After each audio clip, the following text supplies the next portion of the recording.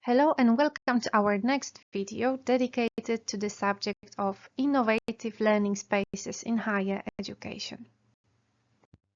Here we are going to see this subject from the perspective of the reasons on why to innovate the spaces in higher education, and we are going to see some of different examples of learning spaces at ULB. In the second part of the video, we are going to explore more in detail the concept of active learning classroom. We are going to see its definition, but also some of the examples of such rooms at our university. We will also explore advantages and risks of this type of innovative spaces. And finally, we will share with you some helpful advices in case you would like to set up such rooms in your institution. So let's start with describing some of the general ideas about innovative learning spaces in higher education. Famous anthropologist who has developed the concept of proxemics, which is the study of relation between humans and the space, said that the relationship between man and the cultural dimension is one in which both man and his environment participate in molding each other. We cannot deny the impact that the space has on us, on our behavior or social interactions. And this is also the case of the impact that the space has on the learning process. Probably most of the university classrooms look like that today, and it hasn't changed much throughout the history of education. The main purpose of this type of spaces was and still is the knowledge transmission. And whereas it is still a valuable and justified choice for many courses, during the recent years we can observe that new alternatives to this type of spaces appear. Now let's focus on the question, why to innovate learning spaces? Personalized learning spaces are tailored to different learning profiles. Every student has a unique learning profile with individual preferences and strategies. New spaces respond to these differences. They provide alternative environments that support these diversities. Different spaces are designed to support different teaching objectives. A space for a lecture will be different from the one that is dedicated to collaborative projects. They also develop transversal skills such as critical thinking, creativity, communication, and collaboration. Active methods like solving problems, working on projects, learning together can help to develop these competencies. But not every space facilitates the engagement of students in this type of activities. The current setup of many learning spaces still often supports a traditional lecture model where students passively receive content. And while the existence of these spaces is also relevant and needed, many studies in higher education pedagogy highlight the importance of active student engagement. This becomes more and more relevant today as new generations of students tend to stress the importance of the active participation in the courses while being immersed in a digital world. The easy access to information and mobile technologies influence their way of learning and the expectations of education system. Now, let's explore some of the examples of learning spaces at ULB. Here we've got auditorium and classrooms, classic spaces that are designed for the knowledge transmission. Especially for large groups, they can be difficult to get students involved actively in the lesson. Here we've got an auditorium in U-shape that can serve for transmissive and also participative lesson designs, but it represents still a rigid shape where teacher's position is very much accentuated. In an active learning classroom, students' group work and collaboration are facilitated by big tables that are connected to the screen. Teachers can also display their content on the main screen or the student screen, but the main accent is put on the students' engagement. We are going to talk about it more in a while. Here we've got a smaller example of active learning classroom that can also serve as an informal study place for individual or group work. And now we are going to see a few examples of spaces from the Learning Innovation Center. This is a recent project that is based on the cooperation between two universities from Brussels, ULB and VUB. We've got here many different rooms that go beyond the classic design. Here, the collaborative room offers a lot of flexibility to the students. It can be divided in two classrooms by the stores in the middle of the room. In the back of the room, there are mobile tables, chairs, and mobile screens that permit an easy rearrangement of the space for different objectives. And the second part is more dedicated to the hybrid learning. Students sit in front of the big screen that permits the exchange with the colleagues that join the lesson online. Immersive room is a small space that can bring immersive experience to the lesson while showing images and videos in the 360 degrees format. It is not suitable for large groups and also requires careful preparation of the pedagogical scenario beforehand. It can be used for many different purposes like virtual field trips where students are visiting historical sites or natural environments, or interactive realistic simulations that could be useful, for example, in medicine, engineering, or environmental science, to give a few examples. We've got also informal learning places for group work or as a place for socializing, exchange, or brainstorm. And informal learning spaces for individual work in different settings, offering students the opportunity to choose the surrounding that suit them best. Now let's focus on a specific innovative space in higher education, namely active learning classrooms. It is a formal classroom where learners gather for educational activities. It is designed to support active learning, for example, problem-based learning or project-based learning. Its function is supported by movable furniture, seating for students in small groups, writing surfaces, or access to learning technology.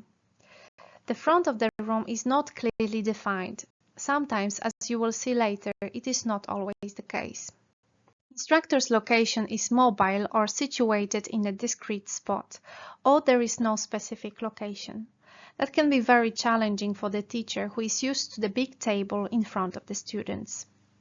There is also easy access to digital and analog tools for learning, such as multiple digital projectors, tables, laptops, or whiteboards that can support the group work and brainstorming. Radcliffe provided a tool, the triangle, that presents the relationship between space, technology, and pedagogy. While technology expands space and space embeds technology, they are both related to the pedagogical factor. In other words, pedagogical objectives are determined, limited, or facilitated by the space and technology as well. All the three elements are constantly influencing each other in a reciprocal manner. Here we see again the learning lab in the Library of Humanities, where the front of the teaching is very pronounced, which does not make it always easy to drop the lecturing part. But the big tables and swivel chairs, two high and two low tables, make the room very comfortable for the group work. Also, this is the first classroom that is open for all the community. Here we've got an active learning classroom in the School of Translation. This is a smaller room with a very simple solution and with a dedicated IT support. There is no main screen and students usually practice the translation of texts in this space. There are big windows behind, so they needed to install stores so that the sunlight does not reflect on the screens. Here we've got a School of Engineering. The room has opened recently with 5 tables with high chairs, with a big screen and wireless solution. It has also space to add additional groups in the middle of the room without screens, but it can increase the room's capacity. Here we can see a collaborative room in the Learning Innovation Center that has not opened yet. We've got here a wire solution for screen sharing. The teacher can display the content on all the students' screen, but also he or she can select a specific group screen to share with the entire room or only with selected tables. And as you can see, there is the main position of the teacher that is very much accentuated. The main purpose of the room is that the teacher is encouraged to step away from the blackboard and abandon their role as a lecturer to become a guide and facilitator, thanks to the closeness that develops between them and the students. So the teacher is not transmitting the knowledge, but enables students to develop their skills while being fully engaged in the learning process. It requires a significant change of habit, so the support is very important. Now a few words about our new project for language teachers that is currently under the construction.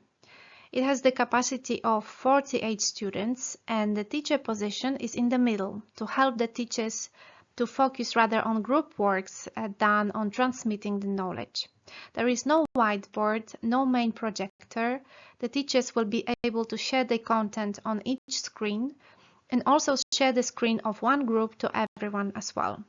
That was a very conscious choice, and it is very important to include the teachers in the decision-making process. Now let's focus on benefits and risks that we need to be aware of when setting up an active learning classroom.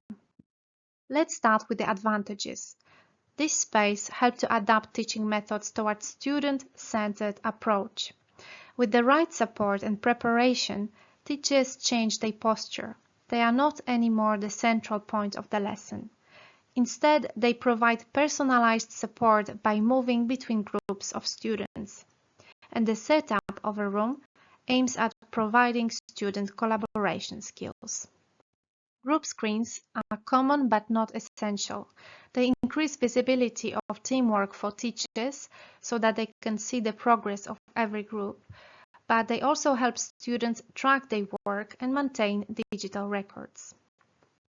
Furniture are designed for group work, so it eliminates the need for rearranging the tables before and after class.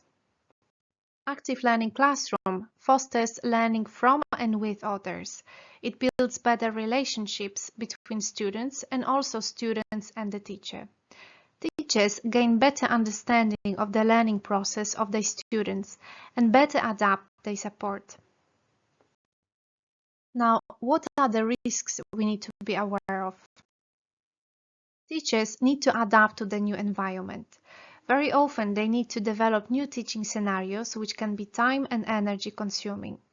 It is important to know that not all teachers may be interested in using this space. This is why it is better to offer them choice to teach in this room or choose another classroom. Students may also not be used to the teaching formats that are not based on the traditional lecture. Some of them might have bad experiences with working in groups. This is why it is important to set the right rules for effective collaboration and offer them a regular support. When we include technology in the teaching process, there are usually technical problems that appear from time to time. We need to dedicate special technical support that can react quickly in case of technical issues. And lack of such a support may discourage some of the teachers to use the room in the future. Next point is physical discomfort. Noise levels can be disruptive. Using acoustic panels or space between the tables can help. Also think about comfortable chairs, the proper lighting, or installing stores in the windows to prevent the sun reflects on the screens. Last but not least, cost considerations. Technological components can be expensive, so be aware of costs beforehand. Now, let's add some important remarks and advices that could be useful if you decide to set up an active learning classroom in your institution. Prepare many different training formats to help teachers adapt to the new space. Individual and group trainings, longer and shorter meetings. Organize the small celebration at the opening. This is an excellent training opportunity as well. Then there is the train-the-trainer format. The teachers will start to share the experience with their colleagues. If possible, go for simple technical solutions. If it is too complicated, teachers might not use it. Technical support can be vital, as mentioned. It can be a specific person or a dedicated department, offering an easy access in case of technological problems. Prepare digital and physical guides and make them as simple as possible. Place them next to the control panel in paper format. You can also prepare digital guides for the online access. Plan the communication process carefully and spread the word about the existence and capacity of the room. Think of a clear and simple reservation policy. Unclear reservation policy can leave the room empty. Evaluation of the usage is an element that is often overlooked. You can analyze for which purpose the room is used, invite teachers to share the experience, record videos about different activities that the room can be used for. Collect data, get feedback from the users. It can help you improve the support, provide extra explanations and adjustments so that the room fulfills its role at best. And finally, make conscious choices. Every element of a space can have an influence on learning experience. Shape of the table, height of the chairs, if they are mobile or not, if you can regulate the temperature in the room. Sometimes a small detail can have an impact on the quality of teaching in this place. Most of the classrooms at our university, and probably most universities, are adapted to the traditional lecturing format. And we still need those spaces. But if the teacher wants to bring another approach to their teaching practice, usually they need to adapt to the physical room. The alternative ideas take more and more space. We can clearly see that the space in the higher education slowly starts to transform. Very often, it requires a lot of complex planning and important financial support. But if, as a result, the students' engagement in the learning process improves, that is surely worth the effort.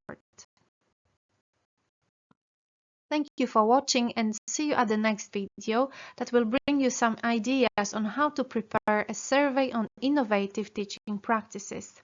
See you next time.